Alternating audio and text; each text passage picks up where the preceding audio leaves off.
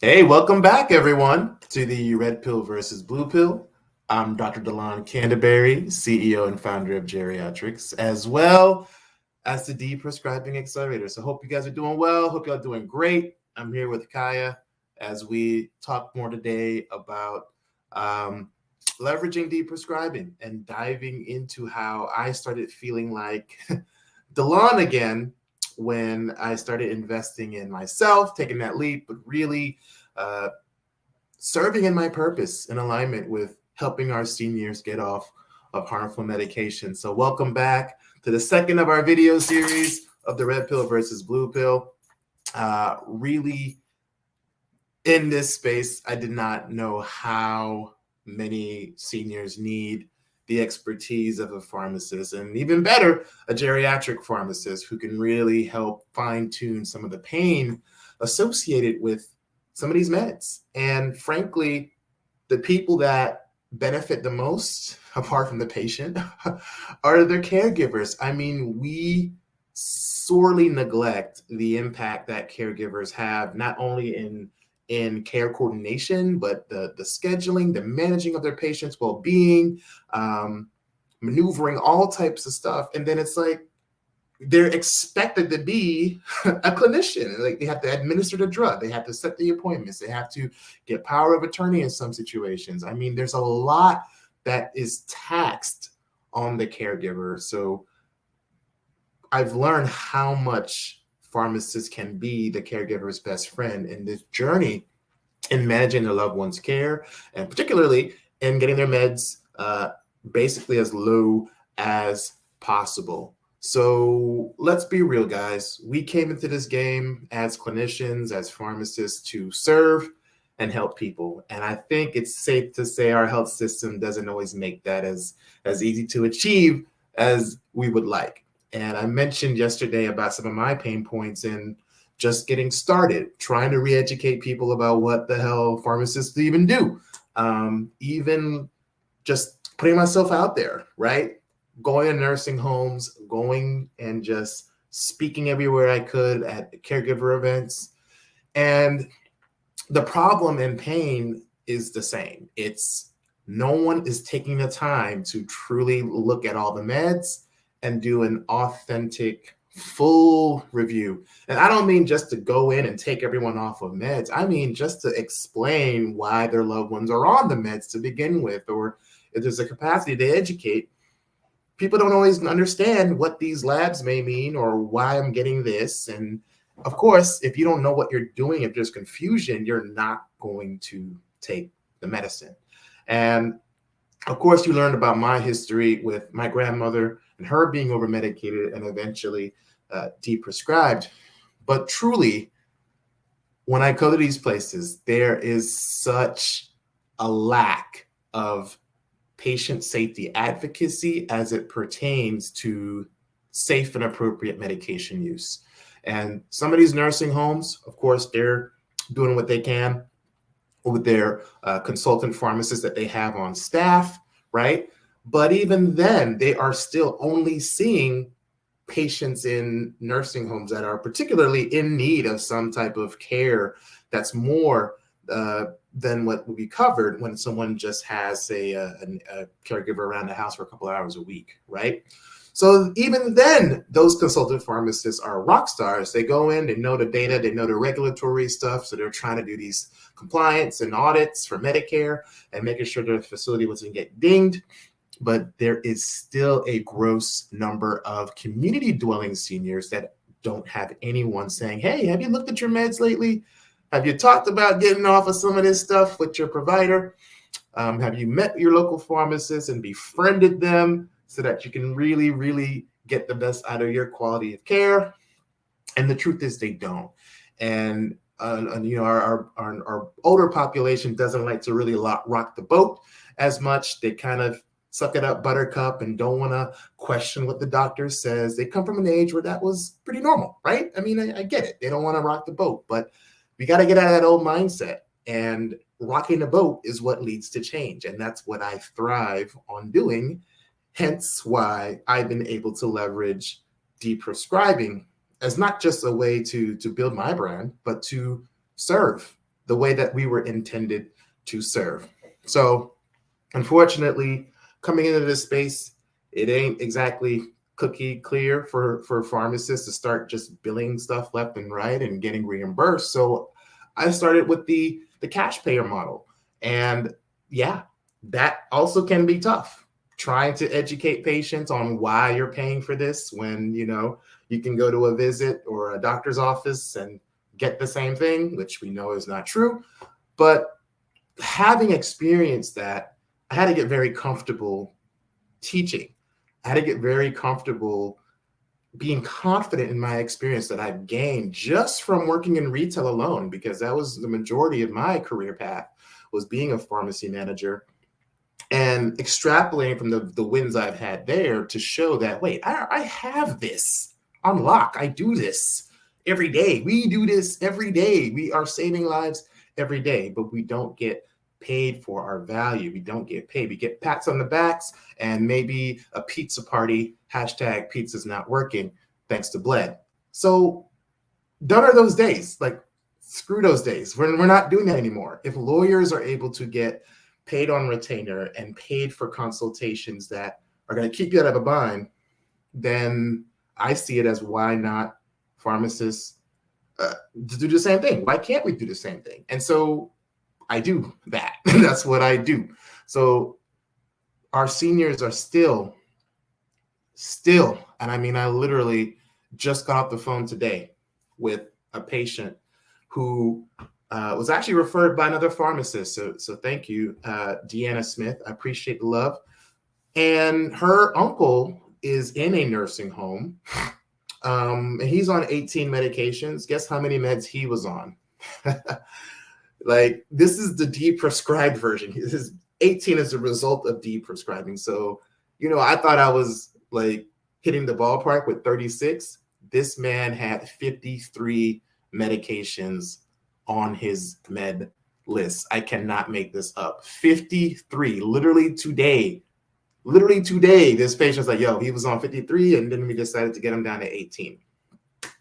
So he's having some issues, some mood changes, some irritability, and they're not sure what the cause is. So it's a new case. So I'm going to go dive in and see what the meds are doing. I haven't gotten the med list yet.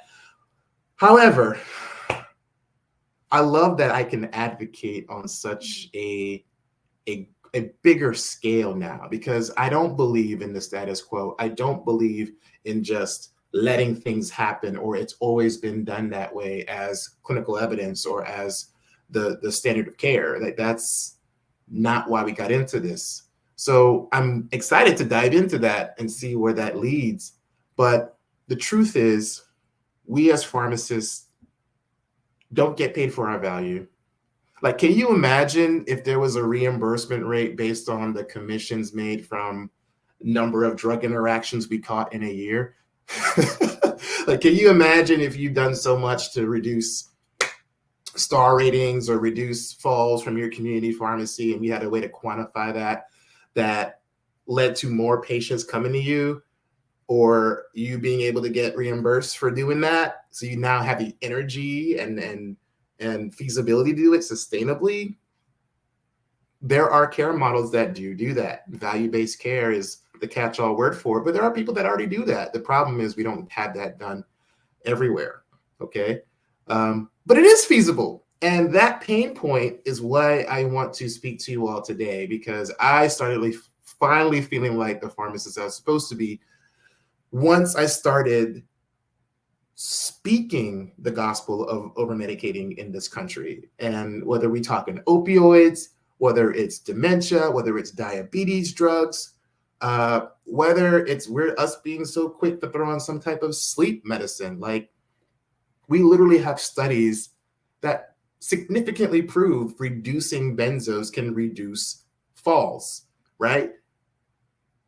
If we have a pilot program, mind you, this one was in Canada that did this, and they reimbursed the pharmacist $25 for every intervention, every talk about, hey, you can possibly get off these benzos. And then there was a collaborative practice approach with the provider locally. they were able to quantify that they did improve quality of life and they did reduce falls risks and they saved money for the patient. So what I'm saying isn't far-fetched. It's evidence-based.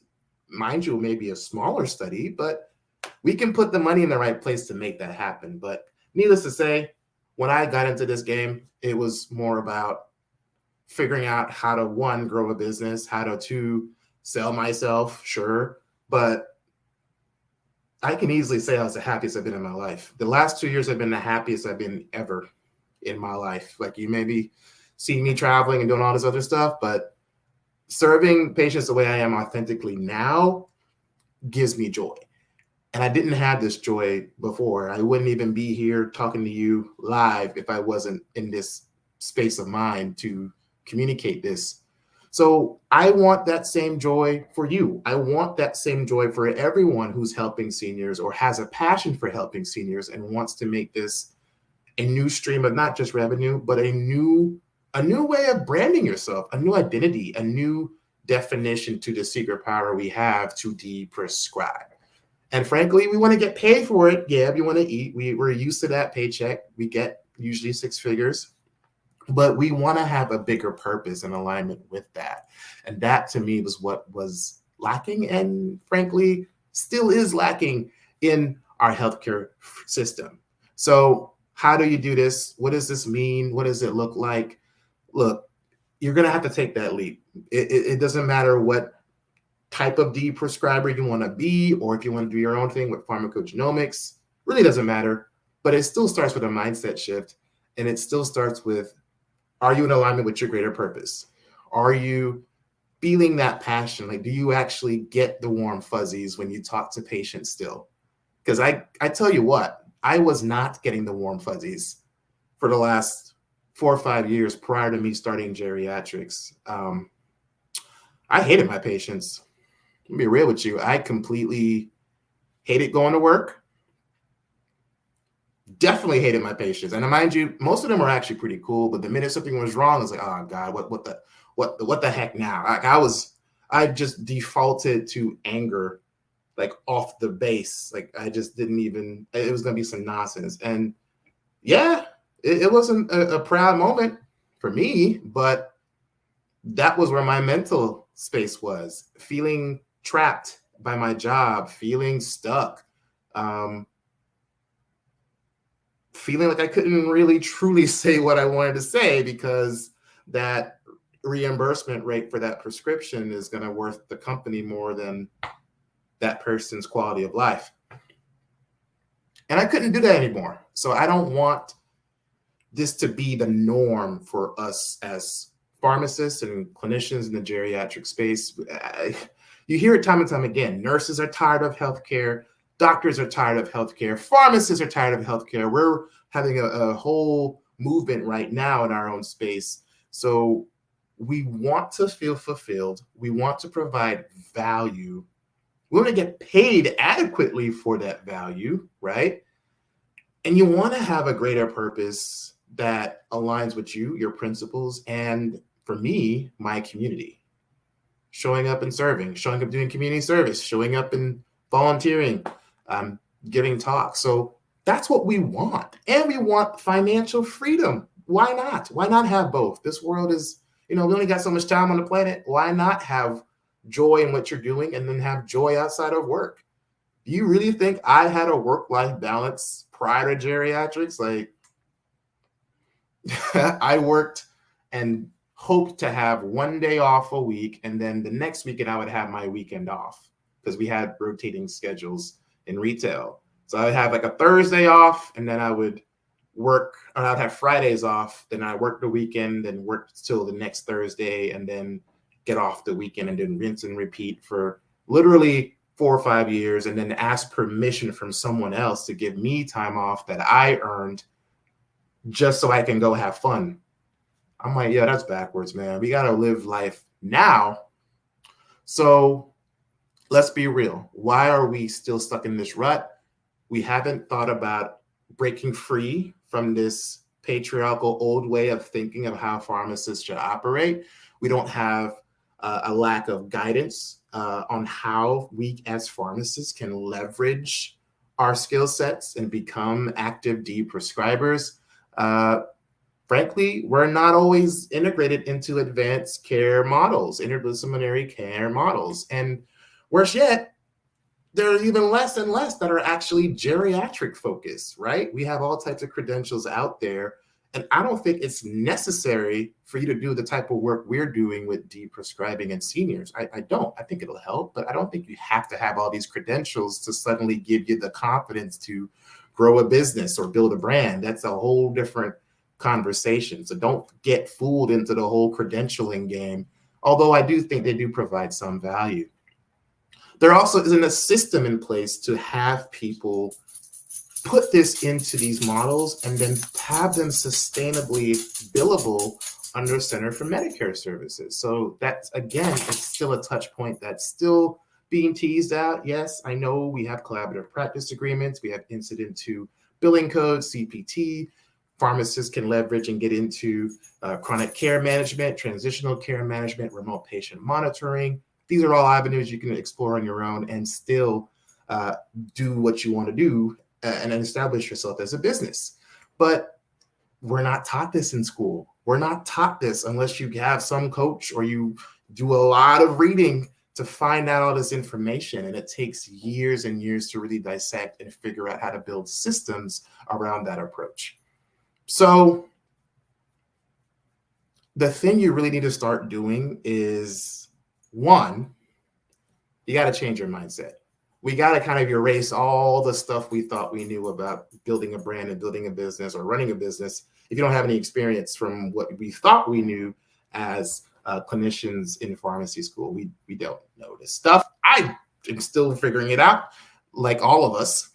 But what we got to start doing is changing our mindset of coming from a place of lack to a place of abundance. When you start realizing that the world is your oyster for real, and yes, you don't know what may happen next quarter, but when you start seeing things from the perspective of, I can get anything I want and still serve and do what I think is aligned with my purpose, there's no stopping you. And this is not woo-woo, rah-rah talk. Like, it took me a year and a half to really change my mindset around what I can possibly do. And the minute you start embracing that fear that will always be there, because it's there, even though I had the confidence here, hey man, there's some days I'm fearful, and it's normal to be human. It's normal to have fear.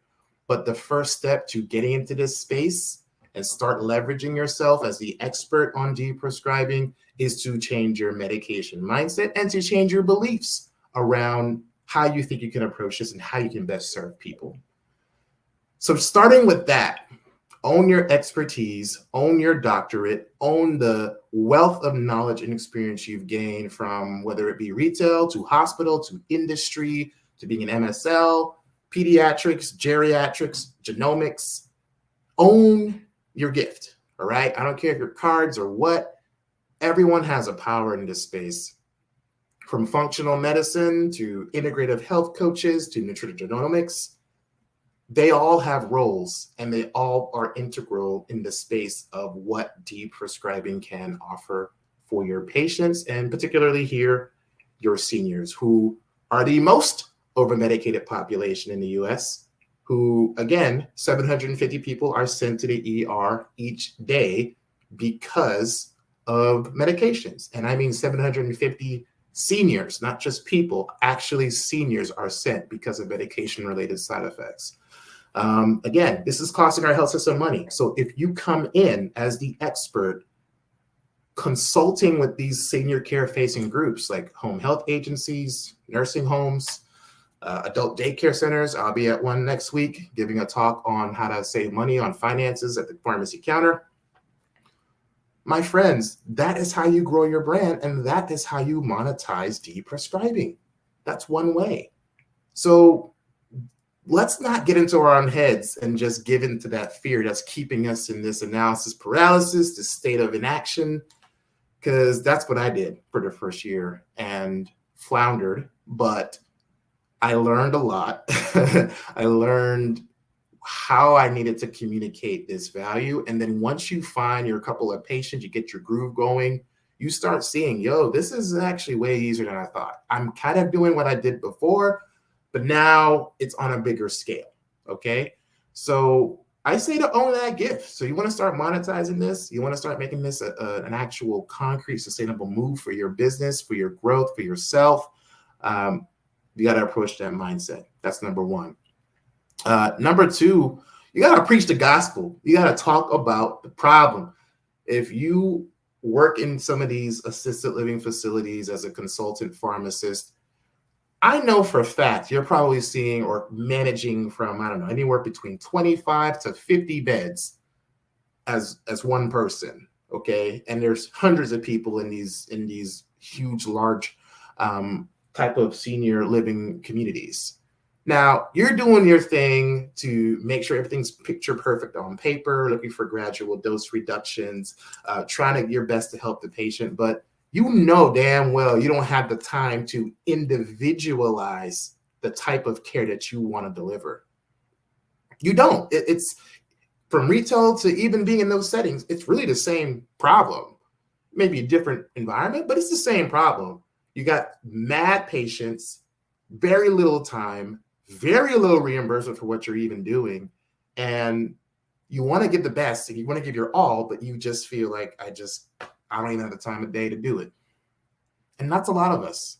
That's the pain that I want to get to today and speak to that point right there can be fixed. There are other ways. There are other models. There are other approaches that are sustainable and monetizable. So we talked a lot today about mindset. We talked about taking that leap, addressing the fear head on, because this is not easy. I'm not going to lie. Getting people to see what this is and go against our literal healthcare system is going to take some courage. And I want people who are passionate and have courage. So today we talked about mindset. We talked about leveraging your gift. We talked about embracing fear, but do not let the fear control you. All right. So there'll be more. We have another one tomorrow.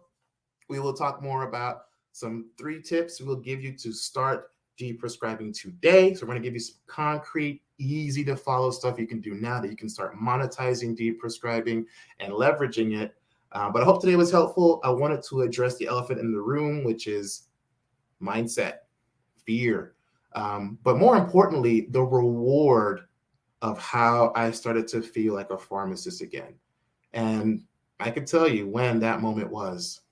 The moment that happened for me was after our first patient who was on 36 meds and we were able to deprescribe them down to 8. The ugly side to this story, which I sometimes say in more smaller circles, was that this person's family was actually intending on involuntarily committing her into a nursing home. All right. So this woman basically was 70-year-old, frail, probably maybe 100 pounds, Black woman, and was on, like I mentioned, 36 meds. What we found with her case was that she was suffering from anticholinergic toxicity. So she had multiple drugs that were contributing to that. And unfortunately, she was also wealthy, but her family, for the majority, were looking to force her into the nursing home so that they can seize her assets, her wealth, her home. So yes, there's a dark side to this. Fortunately, if it wasn't for the testimony we gave with geriatrics as proof to a jury of her peers that, hey, here's what we did, here's our med review, here's how we're going to start deprescribing, here's why we think these meds are contributing to her dementia-like symptoms. We became the family's medical expert in court, right? I didn't see that coming. Trust me, I didn't think I'd be in the law game. I was super nervous. In fact, to be real with you, I actually almost said no, get a lawyer. I don't want to do that, or get someone else. I almost said no because guess what? I was fearful. I was fearful. I didn't want to be on a stand, cross-examined, and have my character questioned or something, but I was fearful about being a medical expert as a pharmacist. I didn't even know that existed, but lo and behold, I did. So I gave my testimony, I gave my med review, I told them about the interactions that I found and how this is masking her symptoms. The moment I felt like a pharmacist was when I got the call a couple hours later from the caregiver saying that the court case was completely dropped. Completely dropped.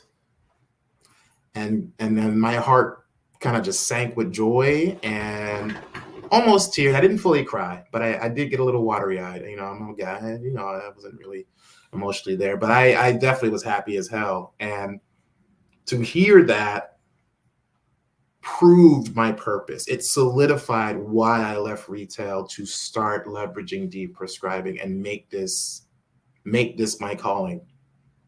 So just want to share that moment with you. That was when I started that. And that was, I would say, 4 or 5 months of me basically launching geriatrics full-fledged in 2020. So that was a huge win. It still is a huge win. And to this day, she is doing perfectly fine. For those who may not know, being forced into a nursing home in a memory care assisted facility, yeah, we're talking 10,000 to 17,000, sometimes seven, you know, it's a lot of money per month. It's definitely more than what it is to pay rent or mortgage. So it's a lot of money. And to this day, I can confidently say we've saved this family close to $250,000 just from one deprescribing review. So I know we all have that power. Hope today was helpful for you. But tune in for tomorrow. We'll have more, and we'll share some tips and tactics that will help you start deprescribing now and making some paper that's worth your value while serving our seniors. So you guys take care. Thanks for tuning in to the Red Pill versus Blue Pill. Let me know what you feel below. If you have any comments that resonate with you, I'd love to hear it. But stay tuned. We'll see you next time, okay? Later, guys.